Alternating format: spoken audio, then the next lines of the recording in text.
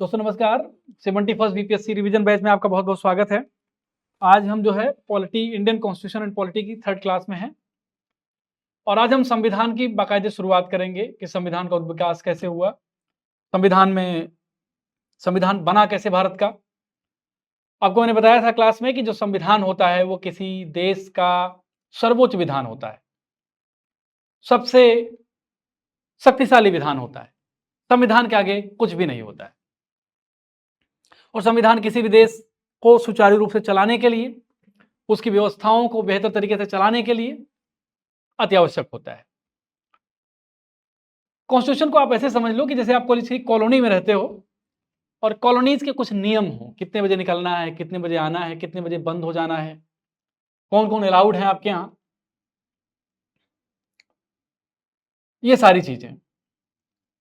तो संविधान किसी भी व्यक्ति के व्यक्तित्व का विकास भी करता है और उसको अराजकता से बचाता भी है। मतलब है कि आप सिस्टम में रहते हुए अपने व्यक्तित्व का विकास करें लेकिन अराजक ना हो, ऐसा कोई काम ना करें जो सिस्टम नकारात्मक तौर पर प्रभावित हो। तो संविधान के संदर्भ में आज चर्चा करेंगे। अगर डिफिनीशन की हम बात करें तो संविधान, अगर डिफिनीशन की केवल हम बात करें तो संविधान नियमों अथवा कानूनों का वह संग्रह है, नियमों और कानूनों का वह संग्रह है जिसके आधार पर किसी देश का शासन संचालित किया जाता है। भारत का भी अपना एक संविधान है, इंडिया का अपना कॉन्स्टिट्यूशन है, आपको बेहतर तरीके से पता है। भारतीय संविधान के विकास को समझना जरूरी है। भारत का संविधान कुछ यूं ही अस्तित्व में नहीं आ गया। आपको पता है कि कोई घर जब बनता है तो उसकी पहले नींव बनती है, नींव के बाद बीम भरी जाती है, दीवार उठाई जाती है और दीवार उठाने के बाद फिर उसका लिंटर वगैरह पड़ता है। यानी घर बनने का अपना एक प्रोसेस होता है। ऐसा नहीं है कि एक दिन में घर बनकर तैयार हो जाता है। इसी तरह किसी देश का संविधान है, संविधान की अपनी एक क्रमिक प्रक्रिया होती है। ऐसा नहीं कि रिमोट दबाओ और संविधान बन गया, ऐसा नहीं है। रिमोट दबाने और संविधान बनने की प्रक्रिया वहां होती है जहां लोकतंत्र नहीं होता है, जहां जनता के द्वारा चुनी गई सरकारें नहीं होती। भारत का संविधान अपने आप में एक यात्रा की कहानी है, एक विकास यात्रा जिसने भारत की आईन को तय किया, भारत के संविधान को तय किया। आईन मतलब संविधान। अब आपको पता है कि लंबे समय से अंग्रेजों का भारत पे शासन था। अंग्रेजी ईस्ट इंडिया कंपनी हिंदुस्तान आई थी, भारत आई थी, तब उसका उद्देश्य था केवल और केवल व्यापार करना। लेकिन धीरे धीरे जब उसको ये लगने लगा कि इंडिया में केवल व्यापार करना ही नहीं बल्कि अपना साम्राज्य भी बनाया जा सकता है, क्योंकि यहां के लोग अपनी ही प्रॉब्लम में फंसे हुए थे। कोई जाति की बात कर रहा था, जाति के आधार पर पहचान की बात करता था, कोई धार्मिक पहचान की बात करता था, कोई क्षेत्र की पहचान की बात करता था। यानी भारत जो आज भारत दिखता है वैसा कोई भारत अस्तित्व में था ही नहीं। और अंग्रेजों को ये बात पता थी। अंग्रेजों को धीरे धीरे ये बात पता चली। अंग्रेजों ने शुरू में ये समझा था कि भारत बहुत शक्तिशाली देश है, उसको पॉलिटिकली कैप्चर नहीं किया जा सकता, राजनीतिक तौर पर उस पर कब्जा नहीं किया जा सकता है। लेकिन दो लड़ाइयों ने, दो ऐसी लड़ाइयां जिसने ये बताया कि अंग्रेज भारत पर कब्जा कर सकते हैं, ये दोनों लड़ाइयां थी। एक प्लासी का युद्ध 1757 1757 और दूसरा युद्ध था बक्सर की लड़ाई 1764। इन दो युद्धों ने अंग्रेजी हुकूमत को या ईस्ट इंडिया कंपनी को यह मैसेज दिया कि ईस्ट इंडिया कंपनी इस बात को लेकर कंफर्म हो सकती है कि वो भारत को केवल व्यापार का माध्यम न समझे बल्कि भारत पर राजनीतिक सत्ता भी कायम कर सकती है। जैसे मान लो कि आप किसी नए गांव में जाएं और नए गांव में जाने के बाद आपको लगता है कि वहां कोई प्रॉपर चाय की दुकान नहीं है, या वो अनोखा गांव है, वहां लोग चाय नहीं जानते हैं, चाय क्या होती है ये नहीं जानते हैं। आप वहां जाएं, शुरुआत में आपको लगा होगा कि उस गांव में जाके केवल भैया व्यापार धंधा करेंगे, अपना काम धाम चलाएंगे, खर्चा पानी अपना निकलेगा, जीवन चलेगा। लेकिन जब आप उस गांव गए, वहां चले गए, तो आपने देखा कि वहां के लोग तो आपस में ही उनकी जम नहीं रही है। गांव में 20 घर हैं और 20 में लड़ाई है, और ये लड़ाई इस कदर है कि कोई किसी को भी मार दे रहा है, मार सकता है, और मारकर किसी दूसरे पर कब्जा कर सकता है। और आपका चाय का धंधा ठीक ठाक चलने लगा। चाय के धंधे के साथ साथ 2-4 धंधे आपने और शुरू किए और वो भी अच्छे चलने लगे। इस क्रम में आपको ये लगने लगा कि भाई गांव में अब केवल व्यापार के साथ साथ नहीं, यहाँ पे कुछ अपना बनाना भी होगा। धीरे धीरे आपने अपना घर बनाया, कुछ जमीनें खरीद ली, और गांव वालों की कमजोरी आपको जब समझ में आई तो आपको लगा कि गांव पे कब्जा भी किया जा सकता है। सेम चीज अंग्रेजों के साथ हुई। जब हिंदुस्तान आए थे अंग्रेज, आपको बेहतर पता है, थॉमस रो जब जहांगीर के दरबार में गया, क्या सीनरी रही होगी। थॉमस रो बहुत दूर से आया था, जहांगीर ने उसको बताया कि हिंदुस्तान एक बहुत महान देश है, और नॉर्मली लिया और दीवानी दे दी, बंगाल के हिस्से की दीवानी। लेकिन जहांगीर को यह नहीं पता था कि ये व्यापारी कल हमारे लिए काल बन जाएगा, और एट दैट मोमेंट उस व्यापारी को भी ये बात नहीं पता थी कि कल को हिंदुस्तान पे कब्जा कर लेगा। लेकिन धीरे धीरे जब परिस्थितियां बनी, स्थितियां बनी, तो अंग्रेजी हुकूमत का धीरे धीरे हिंदुस्तान पर कब्जा होने लगा। और जब किसी देश का कब्जा हो जाए किसी देश पर, तो उसको सबसे ज्यादा जरूरत किस बात की पड़ती है? अपने कानून हों, अपने तरीके से हम देश को संचालित करें। और अपने तरीके से अगर हम देश को संचालित करना चाहते हैं, अपने तरीके से देश को आगे बढ़ाना चाहते हैं, तो अपने तरीके के कानून भी बनाने होंगे। इसीलिए 1773 के रेगुलेटिंग एक्ट से ये कहानी शुरू होती है, और 1947 के स्वतंत्रता अधिनियम से कहानी समाप्त होती है। लेकिन इस कहानी ने हमको एक आधार दिया, एक कानून समझने का मौका दिया, एक उद्विकास की यात्रा दी, और उस उद्विकास की यात्रा के थ्रू हमने बहुत कुछ चीजें सीखी भी। तो हम आज उस उद्विकास की यात्रा में चलेंगे। चूंकि एग्जाम बहुत नजदीक है, तो शॉर्टकट और बहुत तेजी से चलने का प्रयास रहेगा कि आपका क्वेश्चन छूटे भी नहीं और आपकी बात कंप्लीट भी हो जाए। तो सबसे पहले यह है कि ईस्ट इंडिया कंपनी के शासन हेतु जो पारित जो इंपॉर्टेंट अधिनियम थे वो कौन कौन थे, हम जान लेते हैं जल्दी से।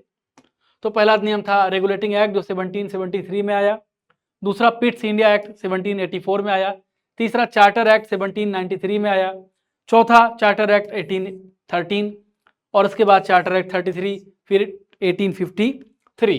1858 जब 1857 का स्वतंत्रता आंदोलन हुआ या विद्रोह हुआ, संघर्ष हुआ, जो कह लीजिए आप, उसके बाद ये आया। इसको act of good government act भी कहा गया। फिर 1861 का एक्ट आया, फिर 792, फिर 1909, फिर 1919, फिर 35, फिर 47 का एक्ट आया। और इसके तहत इस अधिनियम के तहत दो राष्ट्र दो dominant state India and Pakistan बन गए, और इस तरह से भारत को आज़ादी मिल गई, लेकिन टुकड़ों में आज़ादी मिली। ये ब्रिटिश क्राउन है। इसके पहले ईस्ट इंडिया कंपनी के शासन इतना तक था, और उसके बाद ब्रिटिश क्राउन से 1858 से ब्रिटिश क्राउन के अंतर्गत आ गया। जल्दी से जान लीजिए ब्रिटिश क्राउन क्या होता है। तो ब्रिटिश क्राउन एक तरह से, क्राउन मतलब क्या होता है? राजा। लेकिन क्राउन में क्या होता है कि राजा के साथ साथ वहां की एक तरह से मंत्रिमंडल भी नियुक्त होती है, यानी जो डिज्यूर चीफ, वहां पे डी फैक्टो चीफ, दोनों चीफ इसमें आते हैं। क्राउन का मतलब ये होता है। कई बार क्राउन का मतलब ये भी होता है कि वहां की दोनों विधानसभाएं, यानी house of commons and lord सभा and the king is like president of India, नाम मात्र का प्रमुख। तो द क्राउन के अंतर्गत ये चीजें, तीन चीजें आती हैं। तो क्राउन के अंतर्गत ये शासन नियम आए। अब हम 1773 के रेगुलेटिंग एक्ट के तहत जाएंगे, देखेंगे क्या हुआ। पहला यही है, ईस्ट इंडिया कंपनी के शासन पर ब्रिटिश सरकार का नियंत्रण स्थापित। इस एक्ट के तहत क्या हुआ? ये सबसे पहली चीज हुई। इस एक्ट के तहत बंगाल के गवर्नर को बंगाल का गवर्नर जनरल कहा गया। पहले उसको गवर्नर कहा जाता था, अब क्या कहा जाने लगा? बंगाल का गवर्नर जनरल। फिर गवर्नर जनरल की सदस्यता के लिए 4 सदस्यीय कार्यकारिणी परिषद का गठन किया गया इसी एक्ट के तहत। अब बंगाल का प्रथम गवर्नर कौन था इसी एक्ट के तहत? वारेन हेस्टिंग्स था। इस समय वारेन हेस्टिंग्स था। इसके बाद इस व्यवस्था के तहत मद्रास और बंबई के गवर्नर को बंगाल के गवर्नर जनरल के अधीन कर दिया गया। मैं थोड़ा तेजी इसलिए चल रहा हूं कि बहुत समय नहीं है, तो तेजी से फैक्ट्स देख लेंगे, और फैक्ट देख के हम आगे बढ़ेंगे। इस अधिनियम के तहत कलकत्ता में एक उच्चतम न्यायालय की स्थापना की गई। कब? 1774 में। 1774 में कलकत्ता में। और इसके जो मुख्य न्यायाधीश थे वो एलिजा एम्पे थे। 3 अन्य जो न्यायाधीश थे वो कौन थे? चैम्बर्स, लिमेस्टर और हाइट। चैम्बर्स, लेमेस्टर और हाइट, 3 अन्य जो न्यायाधीश थे, मुख्य न्यायाधीश कौन थे? एलिजा एम्पे थे। एलिजा एम्पे मुख्य न्यायाधीश थे। 3 अन्य जो न्यायाधीश थे वो कौन कौन से थे? चैम्बर्स, लेमेस्टर, हाइट थे। आगे बढ़ेंगे। रेगुलेटिंग एक्ट की कमियों को दूर करने के लिए फिर क्या लाया गया? 1781। 1781 में क्या हुआ कि 1781 के पहले अंग्रेजों जो ब्रिटिशर्स थे, ब्रिटिशर्स, अंग्रेजी सरकार के पास बहुत सारी शिकायतें गई। क्या शिकायतें थी? ये शिकायतें थी कि जो ईस्ट इंडिया कंपनी के कार्मिक थे, यानी वहां काम करने वाले जो लोग थे, वो बहुत घूसखोरी कर रहे हैं, जमाखोरी कर रहे हैं, रिश्वतखोरी कर रहे हैं, और उनकी रिश्वतखोरी, जमाखोरी को कम करने के लिए, उस पर रोक लगाने के लिए 1781 का एक्ट ऑफ सेटलमेंट एक्ट लाया गया। इसमें रेगुलेटिंग एक्ट की कमियों को दूर करने का प्रयास किया गया, और इसी अधिनियम के तहत कलकत्ता के सरकार को बंगाल, बिहार और उड़ीसा के लिए भी विधि बनाने का अधिकार प्रदान कर दिया गया। ये बहुत इंपॉर्टेंट, ये फैक्ट्स बहुत इंपॉर्टेंट है। कलकत्ता की सरकार को बंगाल, बिहार और ओडिशा के लिए विधि बनाने का अधिकार प्रदान कर दिया गया। अब 1784 का पिट्स इंडिया एक्ट देखेंगे। इस एक्ट में क्या किया गया? इस एक्ट में कंपनी के कार्यों को प्रशासन पर ब्रिटिश सरकार का पूर्ण नियंत्रण हुआ। इसके द्वारा व्यापारिक और राजनीतिक कार्यों को अलग कर दिया गया, और इसी को क्या कहा गया? इसी को द्वैत शासन कहा गया। द्वैत शासन, द्वैत शासन का मतलब क्या होता है? जब राजनीतिक सत्ता या किसी भी सत्ता को अलग अलग रूपों में डिवाइड कर दिया जाए, 2 सेंटर्स बना दिए जाएं, और ये 2 सेंटर कौन कौन थे? व्यापारिक यानी ट्रेड और राजनीतिक कार्य। एक्चुअली मामला यह था कि कंपनी की सत्ता लगातार बढ़ती जा रही थी, कंपनी की शक्ति भी बढ़ती जा रही थी, और ब्रिटिशर जो उन्होंने भेजा था कंपनी को, उनके अंदर भी अपनी एक इनसिक्योरिटी आ रही थी कि ये कंपनी बहुत ज्यादा शक्तिशाली हो रही है, तो भैया थोड़ा कंट्रोल करो, थोड़ा कब्जा करो, थोड़ा नियंत्रित करो की नीति अपनाई गई। और इस नीति के तहत ये कहा गया, जैसे मान लीजिए, आप खुद समझिए, आप किसी व्यक्ति को, अपने किसी विश्वास पात्र को किसी जगह भेजते हैं कि भाई जाओ तुम वहां पे अपना व्यापार करो, और वो व्यक्ति कहीं किसी जगह एक्स गांव में जाता है। आप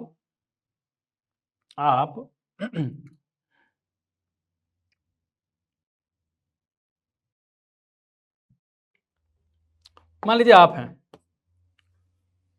आपका मान लीजिए आपका नाम है ए आपका नाम है, और आपने बी और सी को किसी एक्स गांव में भेजा, यहां पर आपने भेजा और कहा कि एक्स गांव में जाकर क्या करें? ट्रेड करें। ट्रेड करने के उद्देश्य से आपने बी और सी को भेजा एक्स गांव में, लेकिन बी और सी को यह लगने लगा कि ट्रेड के साथ साथ, व्यापार के साथ साथ पॉलिटिकल पावर भी अब प्राप्त की जा सकती है, और उन्होंने प्राप्त भी की। प्लासी और बक्सर का युद्ध मैंने बताया आपको। यानी क्या हुआ? अब बी और सी की शक्ति बढ़ गई, शक्ति बढ़ गई।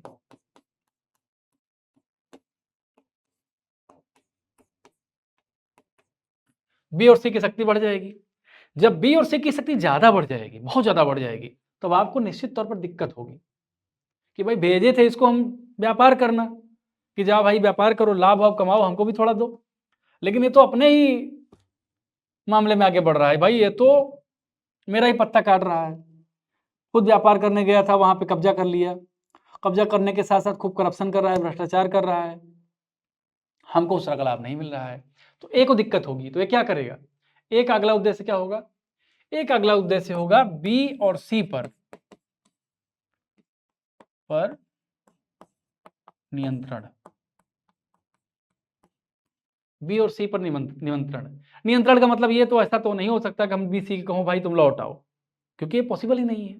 तो नियंत्रण करने का अपना दूसरा तरीका होता है विधायी नियंत्रण, लेजिस्लेटिव कंट्रोल कहा जाता है। नए नए कानून बनाकर उनको नियंत्रित किया जा सके। अब ए कौन है? ए है ब्रिटेन, और बी और सी कौन है? East India company. I think आपको ये चीज समझ में आएगी। जब ब्रिटिशर्स को ये लगने लगा कि भाई बी और सी बहुत कमजोर हो, बहुत मजबूत हो रहे हैं, ईस्ट इंडिया कंपनी बहुत मजबूत होती जा रही है, तो इसको कंट्रोल करो, और कंट्रोल करने के लिए ये चीज किया गया। द्वैत शासन की शुरुआत हुई, व्यापारिक और राजनीतिक कार्यों को अलग कर दिया गया। भारत में द्वैत शासन की शुरुआत हुई, मैंने बताया जो कब तक रही, 1858 तक रही, 1858 तक रही। अब कंपनी के वाणिज्य संबंधी मामलों के लिए एक निदेशक मंडल की अनुमति दी गई, इसकी बोर्ड ऑफ डायरेक्टर्स को नियुक्ति की गई, और राजनीतिक मामलों के लिए बोर्ड ऑफ कंट्रोल को नियुक्ति दी गई। आगे बढ़ते हैं। अब 1786 के अधिनियम की चर्चा करते हैं। इस अधिनियम के द्वारा गवर्नर जनरल को विशेष परिस्थितियों में अपनी परिषद के निर्णय को निरस्त करने का अधिकार दिया गया। यानी पहले क्या होता था, काउंसिल क्या करती थी, काउंसिल डिसाइड करती थी, काउंसिल क्या करती थी, council was able to compel the governor, यानी इसकी बात नहीं सकती थी कि गवर्नर की शक्ति को, गवर्नर के किसी फैसले को पलट सकती थी। लेकिन धीरे धीरे क्या किया गया, गवर्नर जनरल को अधिकृत कर दिया गया कि वो काउंसिल की बात माने या ना माने। इसका क्या मतलब होता है, देखिए डेमोक्रेसी में एक बात आपको समझनी पड़ेगी। डेमोक्रेसी में अगर व्यक्ति केंद्रित कोई कार्य होता है, व्यक्ति केंद्रित, व्यक्ति केंद्रित अगर कोई संस्था है, कोई संगठन है, कोई कमेटी है, कोई समिति है, उससे केंद्र हटाकर किसी व्यक्ति केंद्रित अगर कोई कार्य किया जाता है तो इसका मतलब क्या होता है, एरिस्टोक्रेसी कहा जाता है। और अगर थोड़ा सा और सरलीकरण करें कह सकते हैं कि बर्बरता, शक्ति का केंद्रीकरण का मतलब बर्बरता, यानी लाठियों का शासन, द रूल ऑफ स्टिक। एक बार एक फिलोसफर थे, बेंथम नाम था उनका, बेंथम से उनके शिष्य ने पूछा कि सर आज के दौर में किसी व्यक्ति के लिए सबसे खतरनाक स्थिति क्या है। बेंथम बैठे थे कुर्सी पर, अपने कुर्सी से उठे, उन्होंने कहा 5 मिनट का टाइम दो। 5 मिनट विचार किया उन्होंने कहा आज के दौर में सबसे खतरनाक स्थिति है जब कोई व्यक्ति अपनी राजनीतिक आजादी को खो दे। If we lost our political freedom, this will be the most disappointing condition. This will be the most tyranny of any system. Bentham का कहना था। और अंग्रेजी हुकूमत जो अपने यहां ब्रिटेन में लोकतंत्र के झंडे गाड़ रही थी, लोकतांत्रिक अधिकारों की बात करती थी, जनता के अधिकार की बात करती थी, जन आंदोलनों की बात करती थी, राइट टू प्रोटेस्ट की चर्चा कर रही थी, लॉर्ड सभा और हाउस ऑफ कॉमन्स में लोकतंत्र के गीत गाए जा रहे थे। इधर भारत में लोकतंत्र तो छोड़िए, जनता के अधिकार को भी बुरी तरह कुचलने का काम ब्रिटिश सरकार कर रही थी। और ये उसका जीता जागता नमूना है कि गवर्नर जनरल को विशेष परिस्थितियों में क्या कर दिया गया, शक्ति को केंद्रित कर दिया गया एक व्यक्ति में। और गवर्नर जनरल को प्रधान सेनापति की शक्ति भी दे दी गई, मतलब शक्ति का केंद्रीकरण भी किया गया, प्रधान सेनापति की शक्ति भी दी गई कि भैया अब तुम निरंकुश हो, इन भारतीयों को ठीक करो, कूटो मारो चाहे जो करो, हमको चाहिए rule. We have to rule on Indians, we have to rule on Indians at any risk, at any cost. This was the so called democratic behaviour of Britishers. तो ये समझिए, जब आप इसको पढ़िए इमेजिन करिए कि क्या चीजें रही होंगी, कैसे रही होंगी, फैक्ट्स नहीं भूलेंगे आप। तो 1786 का अधिनियम ये रहा। अगला अधिनियम है 1793 का अधिनियम। अब इस एक्ट को ईस्ट इंडिया कंपनी अधिनियम 1793 के नाम से जाना जाता है, चार्टर एक्ट को। इस अधिनियम के तहत कंपनी के अधिकार को 20 वर्ष के लिए बढ़ा दिया गया। ब्रिटिशर्स को लगा भाई कि ठीक है 20 वर्ष और बढ़ा देते हैं, इनका टेंडर, इनको और लूटने मारने देते हैं। अगला एक्ट आया 1813 का एक्ट।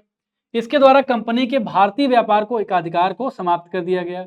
यह कहा गया कि British east India company Bharat पर एकाधिकार नहीं है, उसका व्यापार करने के लिए केवल ईस्ट इंडिया कंपनी ही अधिकृत नहीं है, कोई दूसरी ब्रिटिश कंपनी भी भारत में व्यापार कर सकती है। इसका क्या मतलब था? इसका मतलब था कि ब्रिटिश सरकार को यह लगने लगा कि शक्ति का केंद्रीकरण अब केवल एक कंपनी में हो जाएगा तो बड़ी दिक्कत हो जाएगी। एक गाना नहीं है बॉलीवुड में, बड़ी मुश्किल होगी, वही स्थिति। तो बड़ी मुश्किल स्थिति क्रिएट करने का प्रयास किया गया ब्रिटिश ईस्ट इंडिया कंपनी के द्वारा। सॉरी, बड़ी मुश्किल स्थिति क्रिएट करने की कोशिश की गई ब्रिटिश ईस्ट इंडिया कंपनी के लिए, और भारत के एक अधिकार को समाप्त कर दिया गया कि भाई ठीक से काम करो, वरना बहुत सारे ऑप्शन हैं हमारे पास, दूसरी कंपनियों को भेजेंगे, वो भी काम करेंगे, वो भी व्यापार करेंगे। हालांकि कंपनी को चीन से व्यापार तथा कंपनी का भारत में चाय के व्यापार पर एकाधिकार बना रहा, यानी चीन से व्यापार कर सकती थी कंपनी और चाय पर एकाधिकार। यह प्रश्न कई बार एग्जाम में पूछा गया है। इस अधिनियम के तहत शिक्षा के लिए प्रतिवर्ष 1 लाख रुपया, यानी 2 पॉइंट, इन दोनों पॉइंट को आप नोट कर लीजिए, ये इस अधिनियम में बहुत महत्वपूर्ण है। तेजी से चल रहा हूं, उम्मीद है समझेंगे आप, चूंकि रिवीजन क्लास है, बहुत समय नहीं है। 1833 के एक्ट पर आते हैं। अब इस एक्ट में क्या किया गया कि बंगाल के गवर्नर जनरल को संपूर्ण भारत का गवर्नर जनरल बना दिया गया। ये एक बहुत बड़ा डेवलपमेंट है। This was very significant development in the evolution of Indian constitution, in the history of evolution of Indian constitution. संपूर्ण भारत का गवर्नर जनरल बना दिया गया, किसको? बंगाल के गवर्नर जनरल को। और गवर्नर जनरल की परिषद में एक कानूनी सदस्य, चौथा सदस्य जोड़ा गया, जिसका नाम क्या था? Macaulay. Macaulay was the 4th member, legislative member कह सकते हैं आप, वैधानिक सदस्य जोड़ा गया। और एक धारा बनाई गई, धारा 87 के तहत कोई भी भारतीय केवल धर्म, जन्म आधार और वंश के आधार पर सरकारी सेवा के लिए अयोग्य नहीं हो सकता है। लेकिन इसका मतलब क्या है? इसका मतलब धीरे धीरे ब्रिटिशर्स को लगने लगा कि भारतीयों को बहुत दबा के काम नहीं चलने वाला है, भारतीयों को मिलाना पड़ेगा। कुछ भारतीयों को जो इंटेलेक्चुअल हो, समझदार हो, पढ़े लिखे हों, ऐसे भारतीयों को अपने साथ मिलाना पड़ेगा, तभी अच्छे से शासन चलाया जा सकता है। और इसी एक्ट के तहत दास प्रथा को कानून के खिलाफ घोषित करके 1843 में इसे समाप्त कर दिया गया, इसी एक्ट के तहत। अब 1853 का चार्टर एक्ट है। इसके द्वारा कार्यपालिका तथा विधायी शक्तियों को पृथक करने की व्यवस्था की गई।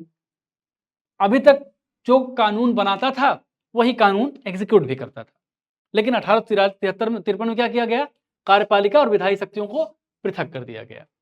और विधि निर्माण हेतु इस व्यवस्था के तहत भारतवर्ष के लिए एक पृथक विधान परिषद की स्थापना भी की गई। इसी एक्ट के तहत सिविल सेवकों की भर्ती एवं चयन हेतु खुली प्रतियोगिता का प्रारंभ किया गया, open competition for the civil services, इसी एक्ट के तहत। और ये जो एक्ट आ रहा है 1858 में, इसके पहले की कहानी आप जानते हैं। 57 में एक भीषण ब्रॉडर बड़े स्तर का आंदोलन खड़ा हुआ ब्रिटिशर्स के खिलाफ भारतीयों के द्वारा। बहुत सारी कविताएं हैं, बहुत कहानियां हैं। 10 मई को कैसे बहादुर शाह जफर के पास फरमान, और उसके बाद मेरठ की लड़ाई, 34th इन्फेंट्री की कहानी,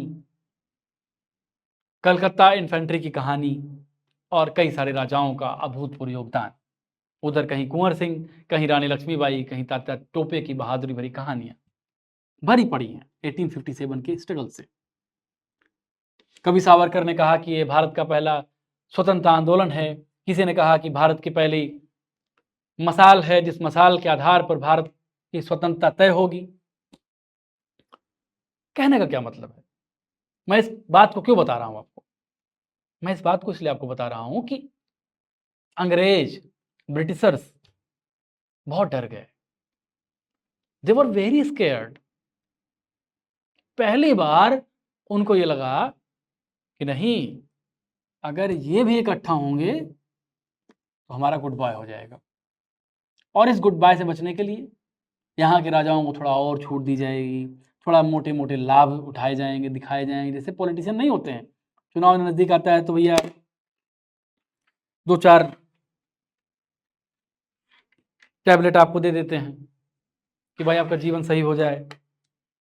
कोई 150 रुपया मांग कर देगा तो कोई 200 कर देगा, और उन्हीं की पुलिस कुछ महीने पहले आपको लाठियों से नवाजती है, और बाद में आप उन्हीं के लिए देवता हो जाते हैं, और आप भी खुश हो जाते हैं कि चलो भाई बहुत अच्छा काम हो रहा है। यही अंग्रेज भी करते थे, वही कहानी आज भी जारी है।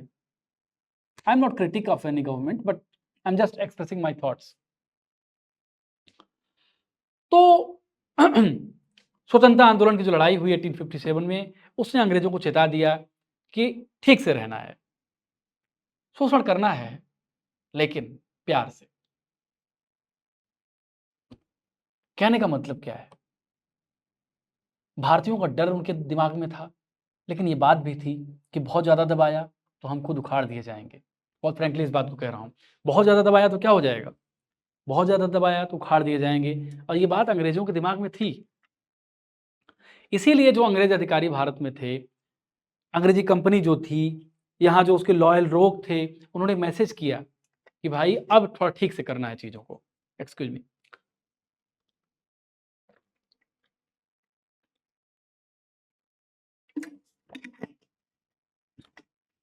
कि ज़्यादा आप दबा नहीं सकते हैं, ज़्यादा दबाएंगे तो दिक्कत होगी, ऐसा उन्होंने कहा। और इसके बाद 1857 के बाद 1858 का अधिनियम लेके आती है गवर्नमेंट और कहती है कि अब ब्रिटिश क्राउन का भारत पे डायरेक्ट नियंत्रण होगा, ईस्ट इंडिया कंपनी का बिचौलियापन खत्म होगा। और इस एक्ट को act for the better government of India कहा गया। क्या कहा गया? Act for the better government of India कहा गया।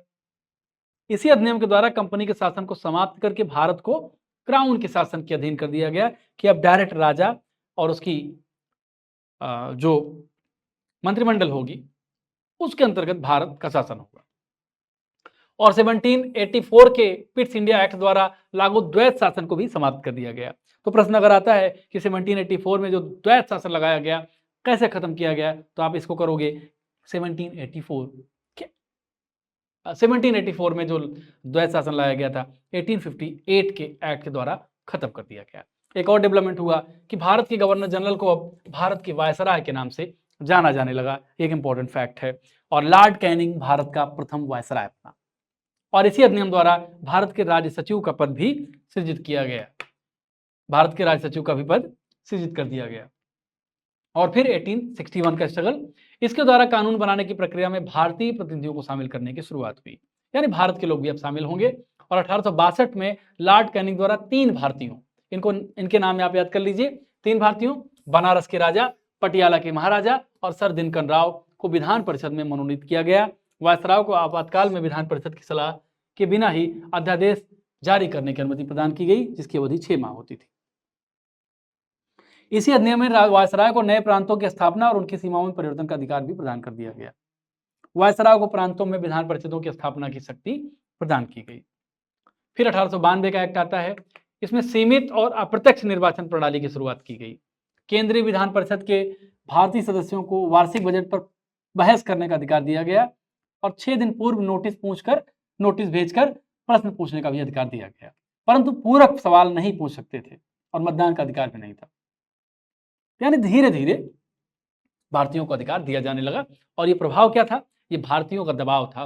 और नया जो भारत का जो नवोदित वर्ग था, रेशनल था, पढ़ा लिखा था, नए नए आंदोलनों से परिचित था, स्वतंत्रता, बंधुता, असमानता की बात करता था, फ्रांस के आंदोलन के विचारों से परिचित था, स्वतंत्रता की बात करता था, अमेरिका की बंधुता से बात लेता था। तो ऐसे लोगों को तुष्ट करने के लिए अंग्रेजों ने ये सब काम किया। सीमित अर्थों में निर्वाचन पद्धति का प्रारंभ भी किया गया इसके द्वारा। फिर 1909 का एक्ट आया जो बहुत इंपॉर्टेंट है, जिसको मार्ले मिंटो सुधार भी कहा जाता है। ये बहुत इंपॉर्टेंट है। तत्कालीन वायसराय कौन थे? लॉर्ड मिंटो थे। और उस समय भारत सचिव कौन थे? जॉन मार्ले थे। इसीलिए इसको मार्ले मिंटो सुधार कहा जाता है। पहली बार किसी भारतीय को वायसराय की कार्यपालिका परिषद से जोड़ने का प्रावधान किया गया। परिषद के सदस्यों को बजट और लोकहित के विषयों की विवेचना करने, प्रस्ताव लाने और पूरक प्रश्न पूछने का भी अधिकार इस एक्ट के द्वारा दिया गया। अधिनियम द्वारा मुसलमानों के लिए सांप्रदायिक प्रतिनिधि तथा अलग निर्वाचन क्षेत्रों की स्थापना भी की गई। इसने सांप्रदायिकता को वैधानिक अधिकार दिया, कम्युनलिज्म को। लॉर्ड मिंटो को सांप्रदायिक निर्वाचन का जनक माना जाता है। लॉर्ड मिंटो को सांप्रदायिक निर्वाचन का जनक माना जाता है, सांप्रदायिक निर्वाचन का जनक। सत्येंद्र सिन्हा वायसराय की कार्यपालिका परिषद के प्रथम भारतीय सदस्य बने। ये इसको आप याद कर लीजिए। फिर 1919 के अधिनियम की आते हैं, चर्चा करते हैं। इसे मॉन्टेग्यू चेम्सफोर्ड सुधार के नाम से जाना जाता है। क्या? इसे मॉन्टेग्यू चेम्सफोर्ड सुधार के नाम से जाना जाता है। इस समय मॉन्टेग्यू भारत राज्य सचिव, जबकि चेम्सफोर्ड भारत का वायसराय था। प्रांतों में आंशिक उत्तरदायी शासन तथा द्वैत शासन की स्थापना की गई। प्रांतीय विषयों को 2 भागों यथा हस्तांतरित और आरक्षित में बांट दिया गया। ये 1919 अधिनियम की विशेषता थी। फिर इस अधिनियम के केंद्र में द्विसदनीय व्यवस्था स्थापित की गई। क्या? द्विसदनीय व्यवस्था स्थापित की गई। प्रत्यक्ष निर्वाचन की व्यवस्था भी प्रारंभ की गई इसी अधिनियम के द्वारा। भूमि कर तथा आयकर के आधार पर सीमित संख्या में लोगों को मताधिकार प्रदान किया गया। सांप्रदायिक आधार पर सिखों, भारतीय ईसाइयों, आंग्ल भारतीयों और यूरोपियों के लिए अलग निर्वाचन सिद्धांतों को लागू किया गया। इसी अधिनियम में एक लोक सेवा आयोग के गठन का प्रावधान किया गया। ये बहुत इंपॉर्टेंट है। इसी अधिनियम में लोक सेवा आयोग के गठन का प्रावधान किया गया। एक वैधानिक आयोग के गठन का प्रावधान, इसको 10 वर्ष बाद जांच करने का पश्चात अपनी रिपोर्ट प्रस्तुत करनी थी। इस अधिनियम के तहत भारतीय रियासतों के लिए 120 सदस्यों वाले चैम्बर ऑफ प्रिंसेस की व्यवस्था की गई थी। अब 1935 का मोस्ट इंपॉर्टेंट सिग्निफिकेंट लॉ है, एक्ट है। 321 अनुच्छेद थे इसमें, कितने, और 10 अनुसूचियां थी। इसमें प्रस्तावना का अभाव था। इसी एक्ट के तहत प्रांतों में द्वैत शासन की व्यवस्था समाप्त करके केंद्र में द्वैत शासन की शुरुआत की गई। इंपॉर्टेंट है, प्रांतों में द्वैत शासन की शुरुआत व्यवस्था समाप्त करके केंद्र में द्वैत शासन को लागू किया गया और प्रांतों को स्वायत्तता प्रदान की गई। कुल 11 ब्रिटिश प्रांतों में से 6 प्रांतों बंबई, मद्रास, बिहार, बंगाल, संयुक्त प्रांत और असम में विधान परिषद और विधानसभा की स्थापना की गई। इसी अधिनियम के तहत 1937 में एक संघीय न्यायालय की स्थापना भी की गई। संघीय न्यायालय बाद में जो सुप्रीम कोर्ट बना।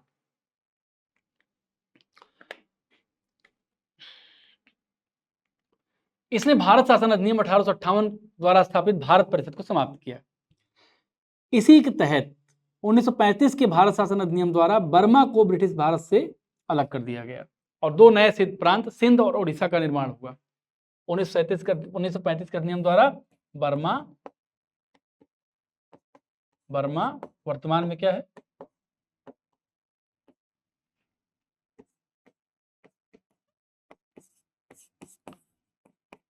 को भारत से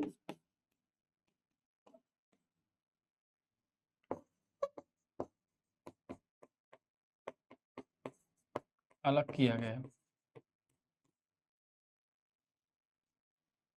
इसी अधिनियम द्वारा बर्मा को भारत से अलग कर दिया गया। इसी अधिनियम के तहत देश की मुद्रा और साख पर नियंत्रण के लिए भारतीय रिजर्व बैंक की स्थापना की गई। भारतीय रिजर्व बैंक आरबीआई की स्थापना भी की गई।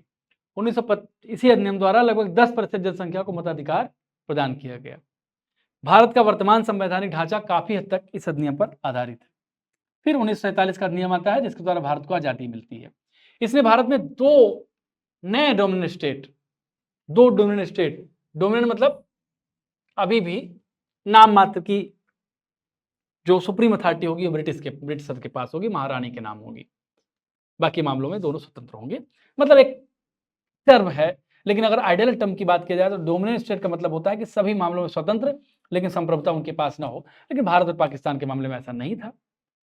भारत और पाकिस्तान दो संप्रभु देश थे, लेकिन कई मामलों में केवल नाम मात्र की सत्ता थी जो ब्रिटिश क्राउन के पास थी, मतलब हस्ताक्षर उनके नाम होते थे। और फिर जो है इसी अधिनियम द्वारा 15 अगस्त 1947 को भारत को आजादी मिल गई। तो ये जो है एवोल्यूशन है। भारत का सम्राट शब्द हटा दिया गया ब्रिटिश शाही उपाधि से। भारतीय रियासतों को आजादी दी गई कि भाई वो स्वतंत्र हैं या किसी के साथ मिल जाए, भारत या पाकिस्तान के साथ, जिसको लैप्स ऑफ पैरामाउंट भी कहा गया। और प्रत्येक अधिराज्य द्वारा अपना संविधान बनने तक भारत शासन अधिनियम 1935 के तहत ही शासन संचालित करने की व्यवस्था की गई। ये जो है ये पहला चैप्टर आपका था। अब हम आगे बढ़ेंगे और भारत के संविधान का निर्माण और इसका उद्विकास देखेंगे। देखिए, संविधान के बारे में मैंने आपको उद्विकास बताया कि भारत के संविधान का उद्विकास कैसे हुआ, लेकिन अब ये भी देखना जरूरी है कि भारत का संविधान कैसे बना, क्या प्रक्रिया अपनाई गई, कौन सी कमेटी थी, कौन किसका अध्यक्ष था, इसके बारे में भी चर्चा करते हैं। क्योंकि संविधान एक जीवन दस्तावेज है। जीवन दस्तावेज क्यों कहा जाता है संविधान को? क्योंकि संविधान किसी भी देश की जनता की इच्छाओं को अभिव्यक्त करता है। संविधान किसी भी देश की जनता की इच्छाओं की अभिव्यक्ति है, उनके सपनों को पूरा करने का मार्ग है, उनकी दबती हुई आवाज को उठाने का मार्ग है, उनके सपनों को इंस्पायर करने का मार्ग है।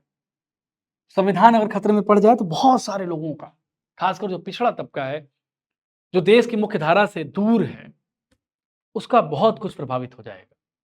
इसलिए भारत का संविधान या किसी देश का संविधान किसी भी ऑपरेस्ट देश ऑपरेस्ट लोगों के लिए अति महत्वपूर्ण होता है। तो आज हम संविधान की चर्चा कर रहे हैं, चलिए आगे बढ़ते हैं, इसके उद्विकास की चर्चा करते हैं। परिघटना देखेंगे कि संविधान में क्या महत्वपूर्ण परिघटनाएं हुई, कैसे भारत के संविधान का एवोल्यूशन हुआ।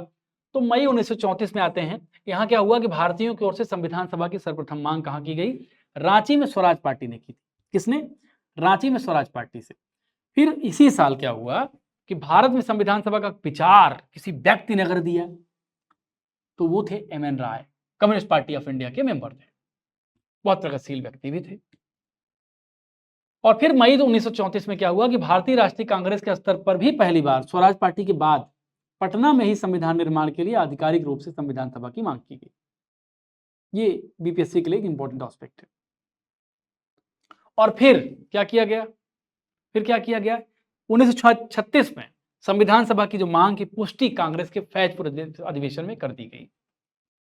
फिर 1942 में एक निर्वाचित संविधान सभा द्वारा भारत के संविधान का निर्माण करने का प्रस्ताव क्रिप्स मिशन द्वारा दिया गया।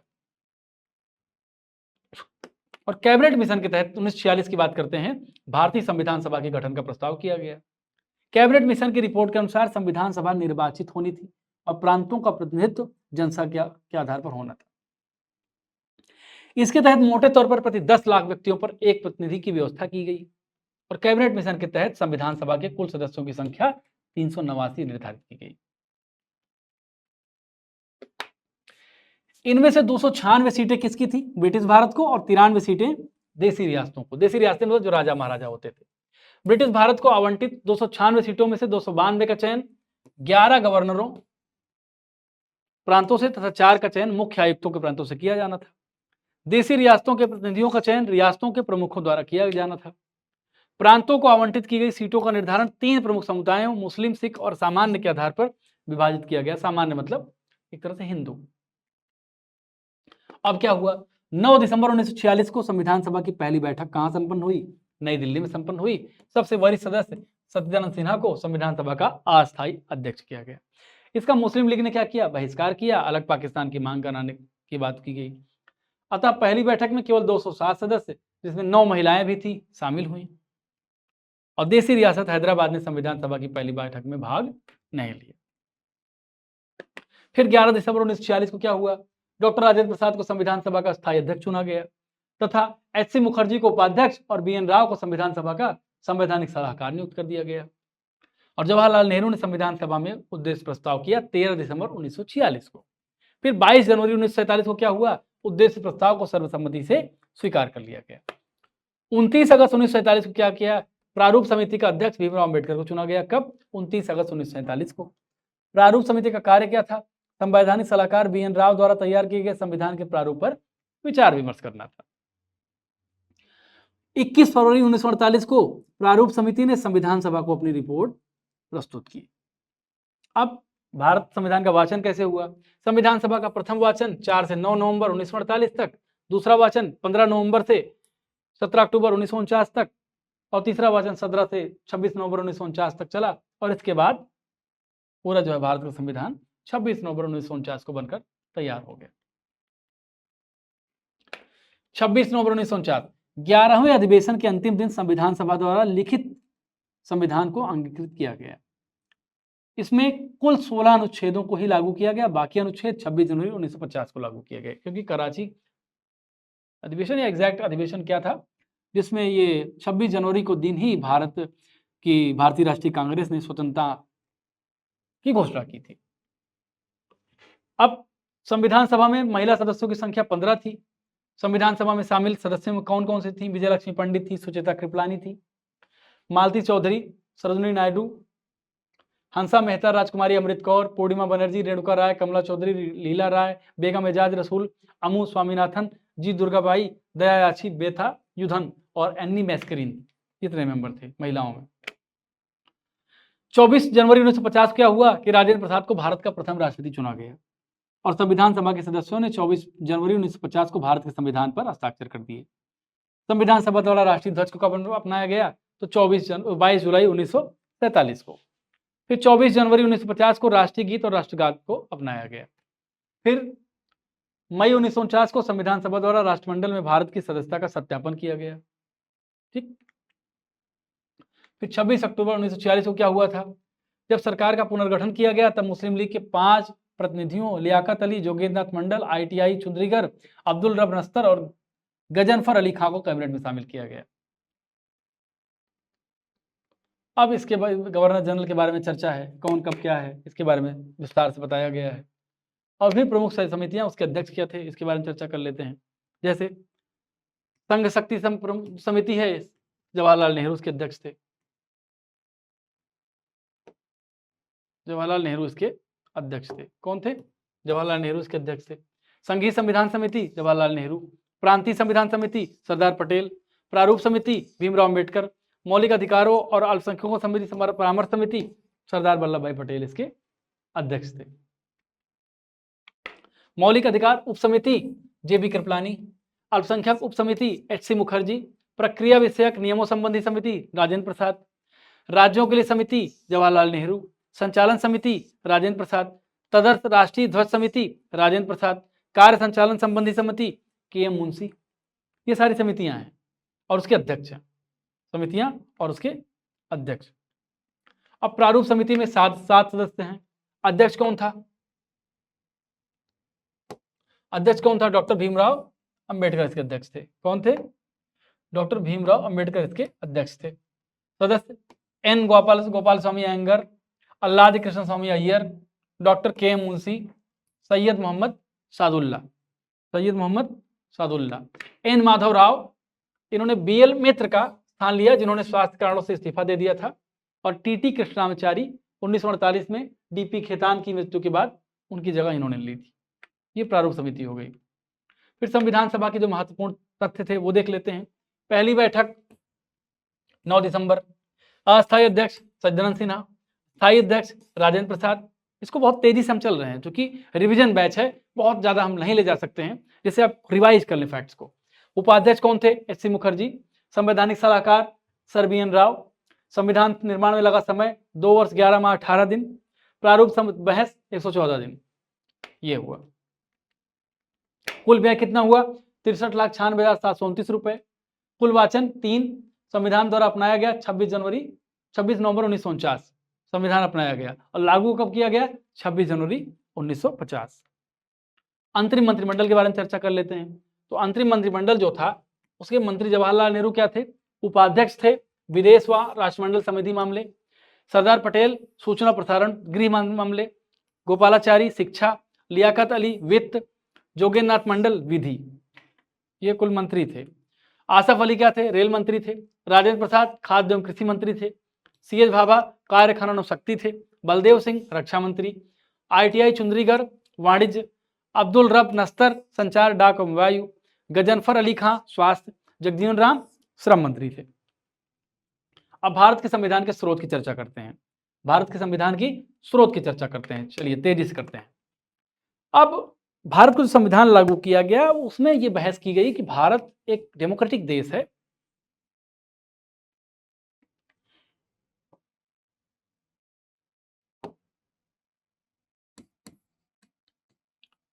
India is a democratic country.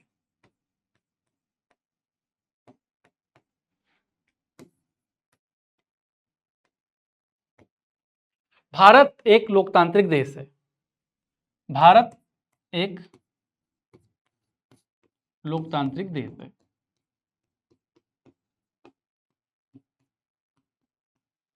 लेकिन केवल इतना शब्द काफी नहीं है किसी देश को चलाने के लिए।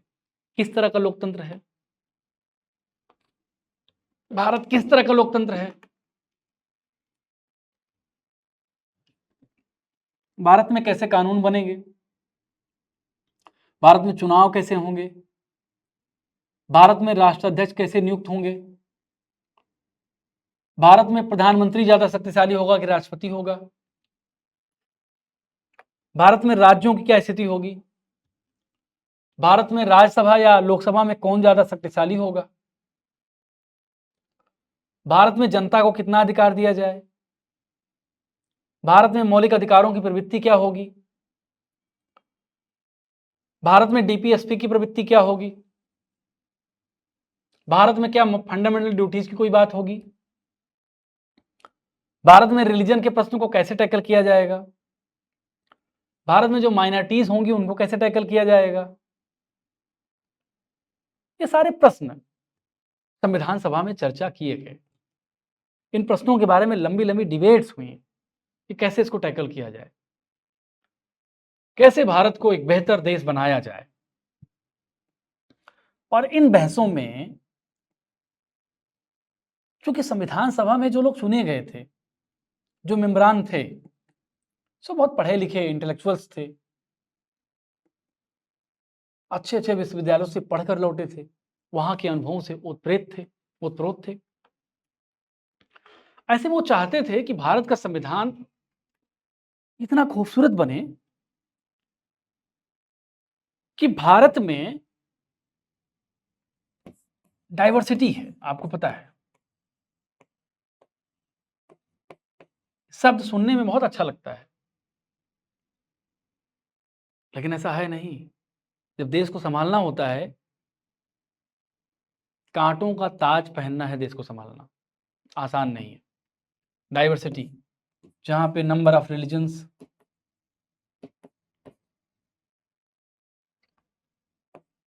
न जाने कितनी कास्ट, न जाने कितने एथनिक ग्रुप्स, जनजातीय समूह,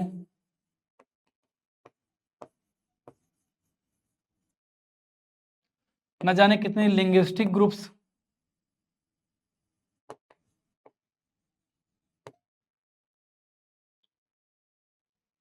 न जाने कितने प्रेशर ग्रुप्स,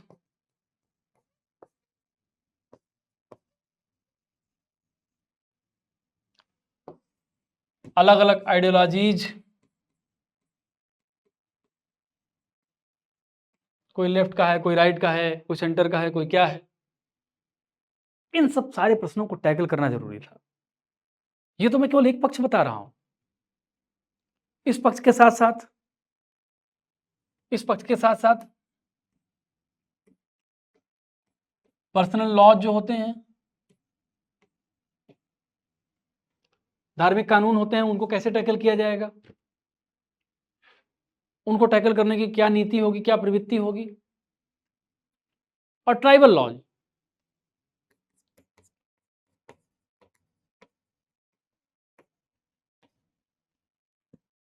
जो आदिवासी हैं, जिनकी अपनी एक अलग पहचान है, एक सेपरेट आइडेंटिटी उनके पास है, उनको कैसे टैकल किया जाएगा, देश में मिलाने के लिए क्या किया जाएगा।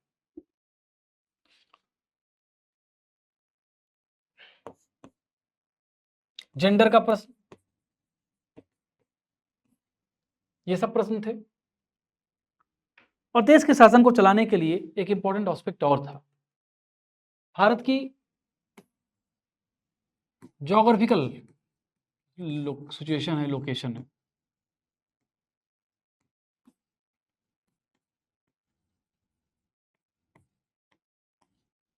ये मैं इंट्रो आपको इसलिए बता रहा हूं ताकि आपको ये समझने में आसानी हो कि भारत का जो संविधान के स्रोत हैं वो क्यों अलग अलग देशों से हमने संविधान को लिया, वो क्यों लिया, वो बताने का प्रयास कर रहा हूं। अब अगर हम लोकेशन की बात करें, तो नॉर्थ में अफगानिस्तान के, चाइना इधर आ जाता है, पाकिस्तान अलग है। और इसलिए मैं बता रहा हूं कि अफगानिस्तान तक सोवियत यूनियन लगभग था, यहां तक इसका शासन था। यानी ज्योग्राफिकल चैलेंजेस भी बहुत है। इसके साथ साथ नॉर्थ ईस्ट,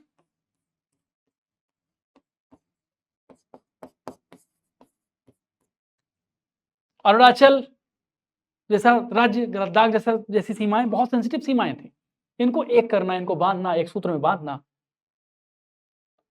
और साथ ही 1947 में जब भारत को आजादी मिली तो 565 से ज्यादा देसी रियासतें थी, 560 plus. They have options, to obtain India or Pakistan or to be liberated because of Paramount Sea. Paramount was a law, एक कानून था जिसमें ब्रिटिश क्राउन और भारत के राजाओं के बीच डायरेक्ट समझौता था, और जब 1947 में भारत आजाद हुआ तो समझौता रद्द हो गया। तो ये एक अपना बड़ा चैलेंज था। कई देशी रियासतें थी, कश्मीर हो गया, हैदराबाद हो गया, जूनागढ़ हो गया, बीकानेर हो गया।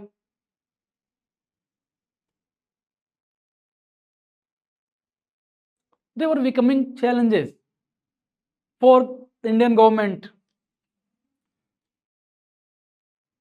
ये सारी परिस्थिति स्थिति थी, और इस सारी परिस्थिति स्थिति से निपटना था, देश को आगे ले जाना था, देश को बेहतर रास्ते पे ले जाना था, लोकतांत्रिक तरीके से बढ़ाना था, जनता के अधिकार को सुरक्षित भी रखना था, इससे भी बचना था कि कोई तानाशाह न बन जाए, क्योंकि भारत ने लंबे समय तक दासता की जंजीरें झेली थी। This was very high time. इसलिए भारत के संविधान निर्माताओं ने बहुत दिमाग से, बहुत सूझबूझ के साथ भारत के संविधान को अलग अलग देशों से कुछ कुछ छोटे छोटे हिस्से जो अच्छे लगे, जो बेहतर लगे, जो लगा कि भारत का संविधान आगे जा सकता है, वहां से लेने का प्रयास किया। तो देख लेते हैं ब्रिटेन से क्या लिया। ब्रिटेन से संसदीय शासन प्रणाली ली, क्योंकि ब्रिटेन का लगातार भारत पर लंबे समय से कब्जा था, इसलिए उसको प्रेफर किया गया कि भारत के लोग बहुत अच्छी तरह से संसदीय प्रणाली को समझते हैं, इसलिए ब्रिटेन से संसदीय प्रणाली को लिया गया। एकल नागरिकता को लिया गया। भारत में एकल नागरिकता है, राज्य की अलग नागरिकता नहीं होती। हालांकि व्यवहार में भारत एक को फेडरल देश है, को फेडरल कंट्री है, जहां राज्यों के पास भी बराबर का अधिकार है, लेकिन सिटीजनशिप के मामले पर भारत ने ब्रिटिश मॉडल को एक्सेप्ट किया, ब्रिटिश मॉडल को आगे बढ़ाया। द्विसदनीय प्रणाली जिसमें भारत में क्या क्या है, लोकसभा, राज्यसभा। लोकसभा जैसे वहां होती हाउस ऑफ कॉमन्स, और यहाँ लॉर्ड असेंबली, लॉर्ड सभा की तरह राज्यसभा को लिया गया। और विधि का शासन, rule of law is a concept in which it emphasized that no one will be treated unequally before law. Everyone is same against law. कानून की नजर में हर कोई समान है, डाइसी, और इसी को कहा जाता है विधि का शासन।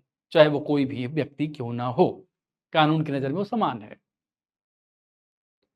और फिर संयुक्त राज्य अमेरिका से क्या लिया गया, फंडामेंटल राइट लिया गया, न्यायपालिका की स्वतंत्रता, न्यायिक पुनरावलोकन, जुडिशियल रिव्यू। आप जानते हैं जुडिशियल रिव्यू क्या होता है। न्यायपालिका के पास अधिकार होता है कि वो विधायिका द्वारा बनाए गए किसी कानून का निरीक्षण कर सकती है, वो देख सकती है कि क्या वो कानून संविधान सम्मत है कि नहीं, संविधान के बेसिक स्ट्रक्चर के खिलाफ तो नहीं है। इसके साथ साथ अगर कार्यपालिका यानी सरकारें अपना कोई कार्यपालिकी आदेश जारी करती हैं जो संविधान का उल्लंघन करता है, तब भी सुओ मोटो ले सकती हैं अदालतें सुप्रीम हैं। और उपराष्ट्रपति का पद, राष्ट्रपति पर महाभियोग, उच्चतम न्यायालय के न्यायाधीशों का हटाया जाना, ये संयुक्त राज्य अमेरिका से लिया गया। कनाडा से क्या लिया गया, केंद्र द्वारा राज्यपाल की नियुक्ति, संघात्मक व्यवस्था, औचित्य शक्तियों का केंद्र में निहित होना। आयरलैंड से क्या लिया गया, नीति निर्देशक सिद्धांत, राष्ट्रपति की निर्वाचित पद्धति, राष्ट्रपति द्वारा राज्यसभा में मनोनीत सदस्य आदि। ऑस्ट्रेलिया से क्या लिया गया, संसद के दोनों सदनों की संयुक्त बैठक, उद्देशिका की भाषा, समवर्ती सूची की व्यवस्था तथा व्यापार, वाणिज्य और समागम की स्वतंत्रता। जर्मनी से क्या लिया गया, आपातकाल के दौरान मूल अधिकारों का स्थगन इत्यादि। ये है। अब सोवियत यूनियन से क्या लिया गया, मूल कर्तव्य कब जोड़ा गया, आप कमेंट करके बताइएगा। तथा न्याय, सामाजिक, आर्थिक, राजनीतिक न्याय के आदर्श की बात की गई। दक्षिण अफ्रीका से क्या लिया गया, संविधान संशोधन प्रक्रिया, राज्यसभा सदस्यों का निर्वाचन आदि। जापान से क्या लिया गया, विधि द्वारा स्थापित प्रक्रिया। फ्रांस से क्या लिया गया, स्वतंत्रता, समता और बंधुता का आदर्श तथा गणराज्य की अवधारणा। ये है, ये हमने पढ़ा। अब हम देखेंगे संविधान के प्रमुख भाग। संविधान के प्रमुख भाग, सभा गलती से लिख गया है, संविधान के प्रमुख भाग। संविधान के प्रमुख भाग, संविधान को क्रमांक के अनुसार 22 भागों में विभाजित किया गया, क्रमांक के अनुसार, जबकि वर्तमान में गणना की दृष्टि से कुल 25 भाग हैं। अगर कैलकुलेशन की दृष्टि से देखा जाए, क्यों, कैसे कह सकते हैं, जैसे किसी भाग में मान लीजिए भाग कोई ए है, इसमें बी और सी अलग अलग हैं, एक ही माना जाएगा, लेकिन कुल जोड़कर 3 हो जाएगा, कुल जोड़कर 2 हो जाएगा, सॉरी। तो इस तरह से भी हैं। तो कुल 25 भाग हैं। कौन कौन से हैं और उसमें क्या क्या चीजें हैं इसको देख लेते हैं। जैसे भाग 1 की चर्चा करते हैं तो संघ और उसका राज्य क्षेत्र, अनुच्छेद 1 से 4। नागरिकता की बात होती है भाग 2 में, अनुच्छेद 5 से 11। मूल अधिकार की बात होती है 12 से 35 तक। राज्य के नीति निर्देशक तत्व की बात होती है 36 से 51। मूल कर्तव्य की बात होती है 51 का। भाग 5 में संघ की बात होती है आर्टिकल 52 से 151। फिर अध्याय 1 में कार्यपालिका की बात हो रही है, अध्याय 2 में संसद की बात हो रही है, अध्याय 3 में राष्ट्रपति के विधायी अधिकार की बात, 4 में संघीय न्यायालय, 5 में भारत के नियंत्रक एवं महालेखा परीक्षक की बात हो रही है, 6 में राज्य की बात हो रही है। भाग 6 में राज्य आर्टिकल 152, 237। एक सामान्य है पहला अध्याय इसका, कार्यपालिका है, फिर राज्य विधानमंडल है, राज्यपाल के विधायी अधिकार, राज्यों के उच्च न्यायालय और फिर अधीनस्थ न्यायालय। भाग 7 क्या है, प्रथम अनुसूची की भाग ख में राज्य निरसित हो चुकी है ये। भाग 8 क्या है, संघ राज्य क्षेत्र, 9 पंचायतें, भाग 9 का नगर पालिकाएं, 9 खा सहकारी समितियां, 10 अनुसूचित जनजाति क्षेत्र, 10-11 संघ और राज्यों के बीच संबंध, ये बहुत इंपॉर्टेंट है। अध्याय 1 विधायी प्रशासनिक और फिर भाग 8 क्या है, संघ राज्य क्षेत्र।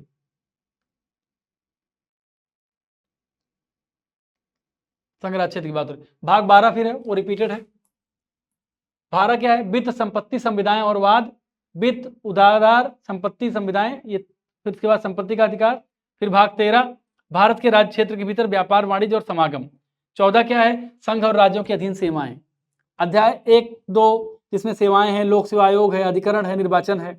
अब भाग 15 क्या है, निर्वाचन। भाग 15 निर्वाचन की बात की गई है। भाग 16 कुछ वर्गों के संबंध में विशेष उपबंध। भाग 17 राजभाषाएं, राजभाषा। अध्याय 1 है संघ की भाषा, अध्याय 2 क्षेत्रीय भाषाएं, अध्याय 3 है उच्चतम न्यायालय, उच्च न्यायालयों आदि की भाषाएं, अध्याय 4 है विशेष निर्देश। भाग 18 आपात काल, आपात उपबंध। 19 प्रकीर्ण, भाग 20 संविधान का संशोधन, भाग 21 अस्थायी संक्रमणकालीन और विशेष उपबंध। और फिर भाग 22 है संक्षिप्त नाम प्रारंभ, हिंदी में प्राधिकृत और निरसन। ये जो है कुल मिलाकर सारे भाग हैं। अब भारत के कुछ प्रमुख भारतीय संविधान के अनुच्छेदों को देखेंगे हम। भारत के कुछ महत्वपूर्ण आर्टिकल्स कौन कौन से हैं ये हम देख लेंगे जल्दी से। प्रमुख आर्टिकल्स कौन कौन से हैं ये देख लेंगे। देखिए आज गणना की दृष्टि से देखेंगे तो भारत में लगभग 468 अनुच्छेद हैं, तकरीबन 470 मान लेते हैं गणना की दृष्टि से। गणना की दृष्टि से 468 कहने का क्या मतलब है, जैसे आर्टिकल 15 में आर्टिकल 6 1 2 3 4 5 6 15(1), 15(2), 53, 15(4), 15(5), 15(6). आर्टिकल 16 में 16(1), 16(2), 16(3), 16(4), 16(5), 16(6). अगर कैलकुलेशन करोगे आप तो ज्यादा हो जाएगा, लेकिन ऐसे में देखा जाए तो 15 1 16 2 हो गया, लेकिन कैलकुलेशन करोगे तो 15 में कितने हैं 6, यानी 6 और 1 7, 6 और 7 7 7 14। इस तरह से गणना की दृष्टि से ज्यादा है 470 है, लेकिन बेसिकली अभी भी 395 है। लेकिन बिहार लोक सेवा आयोग ने सवाल भी पूछा है और उसमें ये माना है कि अनुच्छेदों की संख्या ज्यादा है, यानी आज अगर बीपीएससी सवाल पूछता है तो आप मान के चलो कि 470 आपको आंसर करना है। लेकिन अगर ये भी पूछ ले कि नहीं बेसिकली कितने हैं तब आपको बताने हैं 395। अब अनुच्छेद 1 क्या है, कुछ महत्वपूर्ण अनुच्छेदों को देखेंगे। अनुच्छेद 1 में संघ का नाम और राज्य क्षेत्र है, संघ का नाम और राज्य क्षेत्र। 2 में क्या है, नए राज्यों का प्रवेश या स्थापना है। 3 में क्या है, नए राज्यों का निर्माण और वर्तमान राज्यों के क्षेत्रों, सीमाओं और नामों में परिवर्तन है। भाग 5 में क्या है, अनुच्छेद 5 में क्या है, संविधान सभा के प्रारंभ के समय नागरिकता। अनुच्छेद 14 में इंपॉर्टेंट अनुच्छेदों को दिया गया है, विधि के समझ समानता। अनुच्छेद 15 धर्म, मूलवंश, जाति, लिंग या जन्म स्थान के आधार पर विभेद का प्रतिषेध। 16 में क्या है, लोक नियोजन के विषयों में अवसर की समानता यानी नौकरी में। 17 में अस्पृश्यता का अंत। 18 में टाइटल्स का एवोल्यूशन यानी उपाधियों का अंत, कोई टाइटल नहीं होगा, सेना के अतिरिक्त किसी कोई टाइटल नहीं मिलेगा। 19 क्या है, राइट टू एक्सप्रेशन, वाक स्वातंत्र आदि विषय कुछ विषयों का अधिकारों का संरक्षण। 20 क्या है, अपराधों के लिए दो सिद्धि के संबंध में संरक्षण। 21 क्या है, प्राण और दैहिक स्वतंत्रता का संरक्षण। और फिर 21 का क्या है, 6 से 14 साल की अवधि के लिए अनिवार्य शिक्षा की बात की जाती है। आर्टिकल 22 क्या है, कुछ दशाओं में गिरफ्तारी और निरोध से संरक्षण। 23 मानव दुर्व्यापार और बलात्श्रम का प्रतिषेध। कारखानों आदि में बालकों के नियोजन का प्रतिषेध आर्टिकल 24। 25 अंतःकरण की और धर्म के अबाध रूप से मानने, आचरण और प्रचार करने की स्वतंत्रता। अनुच्छेद 26 धार्मिक कार्यों के प्रबंध की स्वतंत्रता। 29 अल्पसंख्यक वर्गों के हितों का संरक्षण। और फिर अनुच्छेद 32 संवैधानिक उपचारों का अधिकार। 39 समय द्वारा अनुसरणीय कुछ नीति तत्व। 39 का समान न्याय और निःशुल्क विधिक व्यवस्था। इसी के आधार पर एक संगठन की स्थापना की गई, नालसा। और फिर अनुच्छेद 40 ग्राम पंचायतों की बात की जाती है, आपको पता है आर्टिकल 41 कुछ दशाओं में काम, शिक्षा और लोक सहायता पाने का अधिकार। 43 खा सहकारी समितियों का संवर्धन। 43 खा को बताइए किस संविधान संशोधन द्वारा इसको जोड़ा गया है। अनुच्छेद 44 एक समान नागरिक संहिता की बात करता है। उसके बाद 45 6 वर्ष से कम आयु की बाल्यावस्था की देखभाल और शिक्षा के लिए प्रावधान। 48 का पर्यावरण का संरक्षण। 50 कार्यपालिका से न्यायपालिका का पृथक्करण। 51 अंतर्राष्ट्रीय शांति और सुरक्षा की आवृत्ति। 51 का मूल कर्तव्य। 52 भारत का राष्ट्रपति। और उसके बाद 53 है 55 है राष्ट्रपति के निर्वाचन की पद्धति। 57 पुनर्निर्वाचन के लिए पात्रता। 58 राष्ट्रपति पद की योग्यता। 60 राष्ट्रपति द्वारा शपथ या प्रतिज्ञान। 61 राष्ट्रपति पर चलाई जाने वाली महाभियोग की प्रक्रिया। उपराष्ट्रपति का निर्वाचन। अनुच्छेद 70 अन्य आकस्मिकताओं में राष्ट्रपति की कृत्यों का निर्वहन, यानी राष्ट्रपति को कुछ हो जाए, कोई दिक्कत हो जाए तो क्या होगा। अनुच्छेद 72 क्षमा आदि और कुछ मामलों में दंडादेश के निलंबन, परिहार या लघुकरण की राष्ट्रपति की शक्ति। 73 संघ की कार्यपालिका शक्ति का विस्तार। अनुच्छेद 74 राष्ट्रपति को सहायता देने के लिए मंत्रिपरिषद। 75 एक प्रधानमंत्री की नियुक्ति राष्ट्रपति द्वारा और अन्य मंत्रियों की नियुक्ति प्रधानमंत्री की सलाह पर। 76 भारत का महान्यायवादी। 79 संसद के गठन का प्रावधान। 80 राज्यसभा की संरचना। 81 लोकसभा की संरचना। 83 वन राज्यसभा एक स्थायी सदन। 84 संसद की सदस्यता के लिए अहर्ता। संसद की सदस्यता के लिए अहर्ता पे रुकेंगे। अहर्ता में आप जान लीजिए, पहली बात 25 साल लोकसभा उम्र, 30 साल राज्यसभा, यानी प्रधानमंत्री चुनने के लिए 25 साल। इसके अतिरिक्त जो पागल ना हो, भारत का नागरिक हो, ये सारी चीजें आप जानते हैं। अनुच्छेद 85 संसद के सत्र 17 विघटन की बात करता है। अनुच्छेद 98 संसद का सचिवालय कैसे होगा, क्या होगा, कैसे होगा। अनुच्छेद 101 लोकसभा अध्यक्ष द्वारा अपने निर्णायक मंच का प्रयोग पक्ष और विपक्ष के मत अगर बराबर हो जाए तब। अनुच्छेद 108 कुछ दशाओं में दोनों सदनों की संयुक्त बैठक। 109 धन विधेयक। 110 धन विधेयक की परिभाषा। 112 वार्षिक वित्तीय विवरण यानी बजट। 117 वित्त विधेयकों के बारे में विशेष उपबंध। 122 न्यायालय द्वारा संसद की कार्यवाही की जांच न किया जाना। 123 संसद के विश्रांति काल में अध्यादेश प्रख्यापित करने की राष्ट्रपति की शक्ति, यानी कोई सदन न चल रहा हो तो। उच्चतम न्यायालय की स्थापना आर्टिकल 124। आर्टिकल 129 उच्चतम न्यायालय का अभिलेख न्यायालय होना, यानी उच्चतम न्यायालय के आदेश को सारे न्यायालय मानेंगे, उसके निर्णयों को एक विधि की तरह लेंगे कि इसका निर्णय अगर इस विषय पे ये है तो यही निर्णय होना चाहिए अन्य अदालतों में। अनुच्छेद 137 उच्चतम न्यायालय की पुनर्विलोकन की शक्ति। अनुच्छेद 143 उच्चतम न्यायालय से परामर्श करने की राष्ट्रपति की शक्ति। अनुच्छेद 148 भारत का नियंत्रक और महालेखा परीक्षक। 155 राज्यपाल की नियुक्ति। 161 क्षमा आदि और कुछ मामलों में दंडादेश के निलंबन, परिहार या लघुकरण की राज्यपाल की शक्ति। अनुच्छेद 162 राज्य की कार्यपालिका शक्ति का विस्तार। अनुच्छेद 164 एक राज्यपाल द्वारा मुख्यमंत्री की नियुक्ति और मुख्यमंत्री की सलाह पर अन्य मंत्रियों की नियुक्ति। 165 राज्य का महाधिवक्ता। 169 राज्यों में विधान परिषदों का उत्साधन या सृजन। 174 राज्यपाल द्वारा राज्य विधानमंडल के समय समय पर सत्र बुलाना, उसका सत्रावसान करना या विधानसभा को विघटित करने का अधिकार। आर्टिकल 200 राज्यपाल द्वारा विधेयकों पर अनुमति देना या अनुमति रोक लेना। अभी यही चर्चा में बहुत आया था जब Tamil Nadu governor versus Tamil Nadu government case गया था, और उसमें ये बता दिया गया था कि राज्यपाल अब 3 महीने से ज्यादा कोई बिल नहीं रोक सकते। अनुच्छेद 201 राष्ट्रपति के विचार के लिए आरक्षित विधेयक, इसकी भी चर्चा हुई थी। अनुच्छेद 213 विधानमंडल के जब विधानमंडल ना चल रही हो तो अध्यादेश राज्यपाल जारी करता है।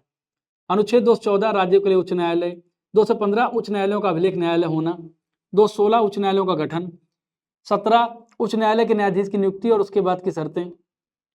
219 उच्च न्यायालय के न्यायाधीशों द्वारा शपथ या प्रतिज्ञान। 226 उच्च न्यायालय की कुछ रिटें निकालने की शक्ति। 231 दो या अधिक राज्यों के लिए उच्च न्यायालय की स्थापना। 233 जिला न्यायाधीशों की नियुक्ति। 239 संघ राज्य क्षेत्रों का प्रशासन। अनुच्छेद 239 का दिल्ली के संबंध में विशेष उपबंध। अनुच्छेद 241 संघ राज्य क्षेत्रों के लिए उच्च न्यायालय। अनुच्छेद 243 का ग्राम सभा। अनुच्छेद 243 खा पंचायतों का गठन। अनुच्छेद 243 ग पंचायतों की संरचना। अनुच्छेद 243 घ पंचायतों में स्थानों का आरक्षण। अनुच्छेद 243 झ पंचायतों के वित्तीय मामलों पर सिफारिश करने के लिए राज्यों द्वारा वित्त आयोग गठित करने का प्रावधान। अनुच्छेद 243 टा पंचायतों के लिए निर्वाचन। अनुच्छेद 243 था नगर पालिकाओं का गठन। अनुच्छेद 243 या का नगर पालिकाओं के लिए निर्वाचन, अनुच्छेद 243 या घा जिला योजना के लिए समिति, अनुच्छेद 243 या छा या झा सरकारी समितियों का निगमन। 247 कुछ अतिरिक्त न्यायालयों की स्थापना का उपबंध करने की संसद की शक्ति, अनुच्छेद 249 राज्य सूची के विषय में संबंध में राष्ट्रीय हित में विधि बनाने की संसद की शक्ति, अनुच्छेद 253 अंतर्राष्ट्रीय करारों को प्रभावी करने के लिए विधान, अनुच्छेद 262 अंतर्राज्यिक नदियों या नदी दूनों के जल संबंधी विवादों का न्याय निर्णय, अनुच्छेद 263 अंतर्राज्य परिषद के संबंध में उपबंध, अनुच्छेद 266 भारत और राज्यों की संचित निधियों पर लोक लेखा के बारे में प्रावधान, अनुच्छेद 267 भारत की आकस्मिकता निधि, अनुच्छेद 280 मोस्ट इंपोर्टेंट वित्त आयोग, अनुच्छेद 300 का विधि के प्राधिकार के बिना व्यक्तियों को संपत्ति का अधिकार जो कभी फंडामेंटल राइट का 7वां हिस्सा था, अनुच्छेद 312 अखिल भारतीय सेवाएं, अनुच्छेद 315 संघ और राज्यों के लिए लोक सेवा आयोग, अनुच्छेद 323 लोक सेवा आयोगों के प्रतिवेदन, अनुच्छेद 324 निर्वाचनों के अधीक्षण निर्देशन और नियंत्रण का निर्वाचन आयोग में निहित होना, अनुच्छेद 326 लोकसभा और राज्यों की विधानसभाओं के लिए निर्वाचनों का वयस्क मताधिकार के आधार पर होना, अनुच्छेद 330 लोकसभा में अनुसूचित जाति और अनुसूचित जनजातियों के लिए सीटों का आरक्षण, अनुच्छेद 331 लोकसभा में आंग्ल भारतीय समुदायों का प्रतिनिधित्व, हालांकि इसको 104th कॉन्स्टिट्यूशनल अमेंडमेंट के द्वारा खत्म कर दिया गया, अनुच्छेद 332 राज्यों की विधानसभाओं में अनुसूचित जातियों और अनुसूचित जनजातियों के लिए आरक्षण, अनुच्छेद 333 राज्यों की विधानसभाओं में आंग्ल भारतीय समुदाय की बात करना, हालांकि इसको भी 104 से खत्म कर दिया गया। मोस्ट इंपोर्टेंट आर्टिकल अनुच्छेद 338 राष्ट्रीय अनुसूचित जाति आयोग, इसके बाद अनुच्छेद 338 खा पिछड़े वर्गों के लिए राष्ट्रीय आयोग, 340 पिछड़े वर्गों की दशाओं के लिए अन्वेषण के लिए आयोग, अनुच्छेद 343 संघ की राजभाषा हिंदी और लिपि देवनागरी, अनुच्छेद 344 राजभाषा आयोग, अनुच्छेद 350 का प्राथमिक स्तर पर मातृभाषा में शिक्षा की सुविधाएं, अनुच्छेद 350 खा भाषाई अल्पसंख्यक वर्गों के लिए विशेष प्राधिकारी, अनुच्छेद 352 राष्ट्रीय आपात की घोषणा युद्ध या बाह्य आक्रमण या सशस्त्र विद्रोह की स्थिति में, अनुच्छेद 356 आप जानते हैं राज्यों में संवैधानिक तंत्र के विफल होने की दिशा में उपबंध, अनुच्छेद 360 वित्तीय आपातकाल और अनुच्छेद 368 संसद के संविधान संशोधन करने की शक्ति। अब हम आगे चलेंगे और देखेंगे अनुसूचियों के बारे में। अनुसूचियां, अब जब मूलतः भारतीय संविधान जब बना तो अनुसूचियों की संख्या थी 8 थी और ये बढ़कर कितनी हो गई है, इस समय 12 हो गई है। अनुसूचियों की संख्या बढ़कर कितनी हो गई है, 12, पहले कितनी थी 8। और अब देख लेते हैं अनुसूचियां क्या है, उनका विषय क्या है।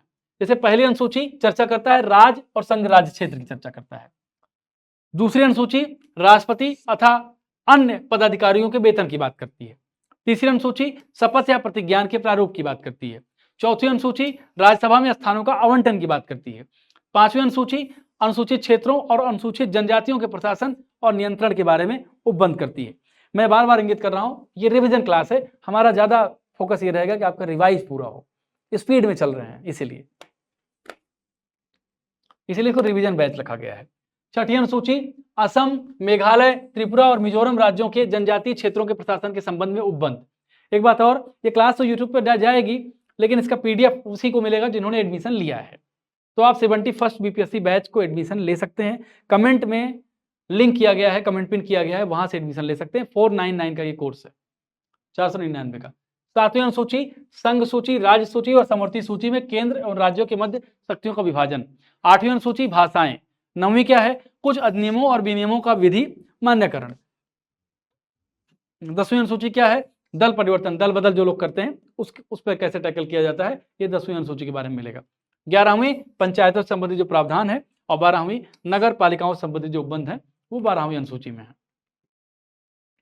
अब एक नोट है, इसको देख लेते हैं कि 9वीं अनुसूची को संविधान के प्रथम संशोधन अधिनियम 1951 द्वारा, 10वीं अनुसूची को 52वें संशोधन 1985 द्वारा, 11वीं अनुसूची को 73वें संविधान संशोधन 1992 द्वारा तथा 12वीं को 74वें संविधान संशोधन अधिनियम 1992 द्वारा संविधान में जोड़ा गया है। ये फुटनोट है जिसके बारे में आपको जानकारी करनी चाहिए, जाननी चाहिए। अब अनुसूचियों से संबंधित जो मुख्य तथ्य हैं उसके बारे में चर्चा कर लेते हैं। जैसे 7वीं अनुसूची की अगर हम चर्चा करते हैं, 3 अनुसूचियां हैं, संघ, राज्य और समवर्ती सूची। इसमें विषय कितने हैं, 97 विषय हैं। वर्तमान में गणना की दृष्टि से 98 का उल्लेख है। इसके बाद राज्य सूची में 66 विषय हैं, वर्तमान में गणना की दृष्टि से 59 का उल्लेख है। समवर्ती सूची में 47 विषय हैं। वर्तमान में गणना की दृष्टि से कुल 52 का उल्लेख है।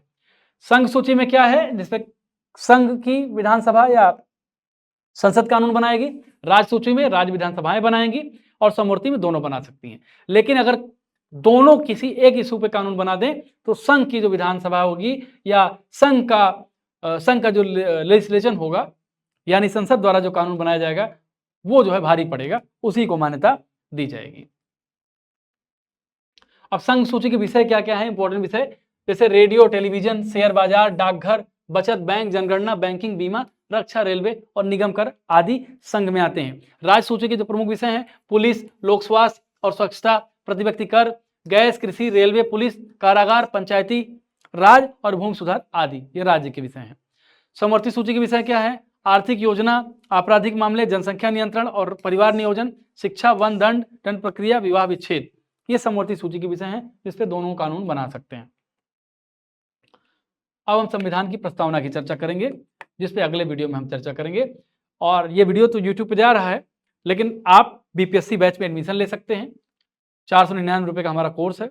और विवाह बिहार रिवीजन बैच, जिसमें आपको एक हमारी पीडीएफ के साथ साथ एक हार्ड कॉपी भी आपके पास भेजी जाएगी, बिहार तत्सार की सॉफ्ट कॉपी और 5 फुल लेंथ टेस्ट आपको मिलेंगे।